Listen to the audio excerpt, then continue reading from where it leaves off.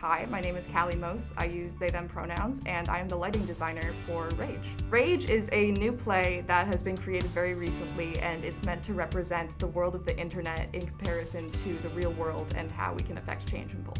So my role on Rage is really involved with creating the visual atmosphere through the lighting, and so it's my job to find the aesthetic from the script and work with the other designers as well as my electrician team to be able to execute that vision that the director has and create the atmosphere of the show. The process of designing the lighting is hugely collaborative with the other design departments. I work especially with the scenic designer to make sure that the overall visual aesthetic is cohesive, and also with the costume designer for the same reason. The sound designer and the lighting designer also work together quite closely to make sure that the atmosphere that we're creating for the show overall, that's giving you a lot of sensory input from the lights around you to the sound you're hearing, is going to be cohesive.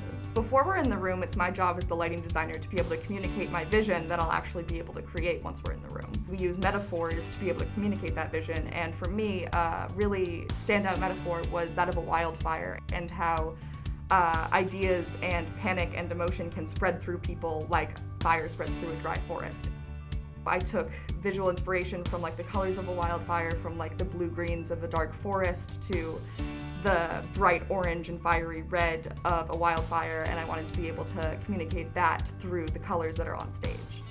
We work on it months in advance prior to rehearsals beginning and prior to the show being cast, and I would say it's February right now. We've been working on the show for the entire fall. Rage is a new play that's being produced in a workshop format, and what that means is that we're able to create, honestly, a much more collaborative process in working with the playwright and the director to create a vision that is really from the ground up. It's never been produced before, and this is the first time that this version of the script is ever going to see the stage and has ever seen actors even. The way that we're creating it is really putting all of our visions together to create something cohesive rather than coming in with a completely finished piece of art. That means that we're engaging with the playwright and all of their thoughts about the show. It's something that's still changing and living and breathing, and that's fantastic to be able to engage with as a designer. I would say my strategy for making sure that everyone is on the same page with me as this play is a workshop and changing constantly is that I like to over-communicate. Communication is incredibly important to me, and especially when working on